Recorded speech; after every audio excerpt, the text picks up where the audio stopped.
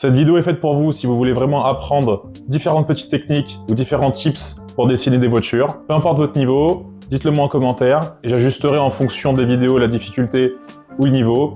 Je me ferai un plaisir de vous expliquer tout ça en détail. Donc aujourd'hui, on va voir les bases de comment construire un dessin, celui d'une voiture en particulier. Je vous laisse avec le tutoriel. Bonne vidéo à tous.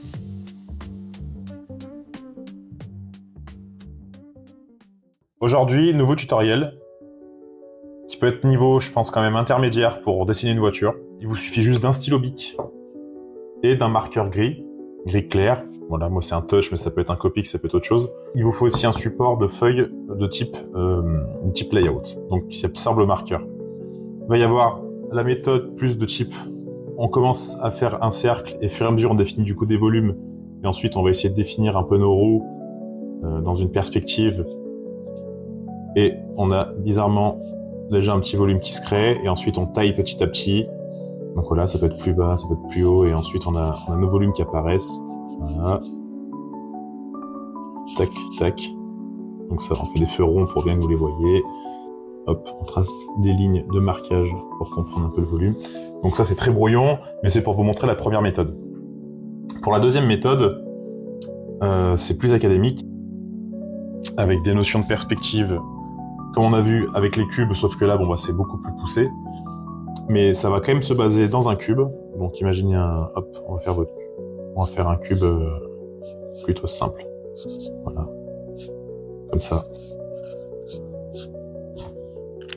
Et dans ce cube, donc pour comprendre un peu comment ça se passe, donc forcément, imaginez votre point de fuite là et votre deuxième point de fuite là-bas, globalement.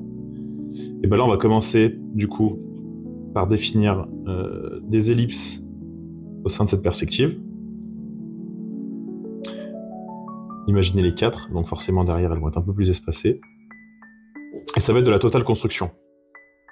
Donc forcément ça va être plus long, ça vous semble plus compliqué, donc forcément là on se rapproche de la ligne d'horizon, donc c'est normal que les lignes soient droites.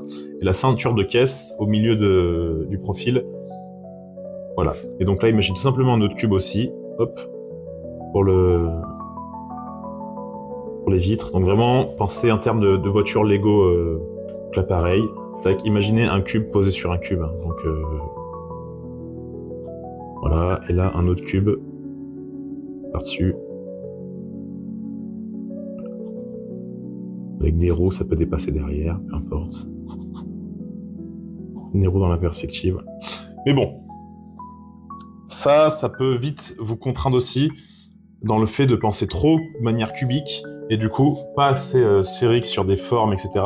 Et ça dépend de votre intention, ce que vous voulez. Si c'est vraiment construire un dessin très poussé dans la perspective, dans les proportions justes et construit de A à Z, donc ça peut être beaucoup plus lent, plus frustrant, mais c'est comme ça aussi qu'on va apprendre à dessiner une voiture correctement. Parce que les méthodes comme ça, c'est cool, c'est un peu des cheat codes pour débloquer aussi des formes, des idées, des trucs intéressants. Voilà, par exemple, on passe par-dessus, voilà. Ça peut être plus fluide, plus brouillon au début, et vous amener à peut-être une voiture, des formes que vous n'aurez pas eu l'idée de faire peut-être au début. Ça va plus être pour de l'inspiration aussi. Mais voilà, et après vous allez plus chercher déjà des lignes de force dans les voitures. Donc ce qu'on appelle les lignes de force, c'est les lignes vraiment qui définissent une voiture. Il y a plusieurs lignes de force, notamment sur Bugatti, puisque c'est un exemple assez simple à comprendre. Il y a vraiment 3 éléments distincts sur une Bugatti. Ça va être le C de Bugatti. Il va y avoir un fer à cheval devant et souvent une arête centrale. Mais bon, ça c'est les éléments plus signatures de la marque. C'est pas forcément les lignes de force. La ligne de force vraiment principale sur une Bugatti, ça va être vraiment le C, qui part là et qui continue, etc., etc. Voilà, peu importe. Sinon, la méthode plus avancée pour ceux qui ont plus l'habitude déjà de dessiner des voitures, moi comment je fonctionne, donc je vais tracer tout doucement juste mes repères pour les proportions, donc un peu le sol qui monte, et on va vite voir des proportions pareil globales sur ce que ça peut donner. Et une fois que j'ai à peu près mes proportions avec plutôt grosses, mais on essaye de définir avec une petite croix à peu près où vont être les roues, les mettre dans la perspective. Voilà, donc les ellipses, tout ça. Et rapidement aussi définir un peu la ceinture de caisse. Donc, à quel niveau ça va être le plus large sur la voiture. Donc, ceinture de caisse, ça va se rapprocher, voilà. C'est la ceinture de la voiture, comme votre ceinture de G. Donc, c'est aussi un repère dans les proportions de votre véhicule. Et une fois que vous avez ça, là, c'est une perspective assez simple, hein, donc quasiment, on appelle ça déjà, des perspectives à plat. Donc, en fait, quasiment sans ligne de fuite, ça va être quasiment tout être en parallèle. Ça, c'est plus facile aussi au début. On va faire comme ça, on va rester tout en parallèle, voilà. Mais ce qu'il faut savoir, c'est que j'en ai vu beaucoup aussi faire tout en parallèle, mais confondre, inverser un peu les lignes de fuite sur la fin, parce que on essaie de définir des lignes esthétiques sympas, etc. Faut pas oublier que c'est censé être contraint par là-bas, pour le haut, parce que votre point de fuite va plus être ici, et l'autre point de fuite là-bas, même si c'est accentué. Donc en fait, ça va plus faire un arche, comme ça, et pareil derrière. Hop, pareil pour le haut. Du coup, voilà. Si jamais vous voulez mettre un tout petit peu de perspective, faut pas oublier cette logique-là qui est penser à ce point de fuite-là à gauche et penser au point de fuite derrière qui souvent est plus loin pour allonger un petit peu plus la forme de la voiture. Et donc là, à partir de là, vous avez normalement vos lignes juste pour refaire en perspective, donc celle-là, là-bas, et dès qu'on arrive sur ce profil-là, et bah, ça va plus tirer vers le point de fuite là. Donc après, ça dépend aussi de votre ligne de voiture, mais bon. Hop. Et mettez vos lignes de marquage pour essayer de comprendre aussi votre volume, ce que vous faites. Ça peut être ça. Et après, vous allez tout doucement trouver une logique aussi dans vos lignes. Alors, on appuie un peu les arches de roue pour qu'on comprenne où on les met. Et ensuite, les feux, c'est un peu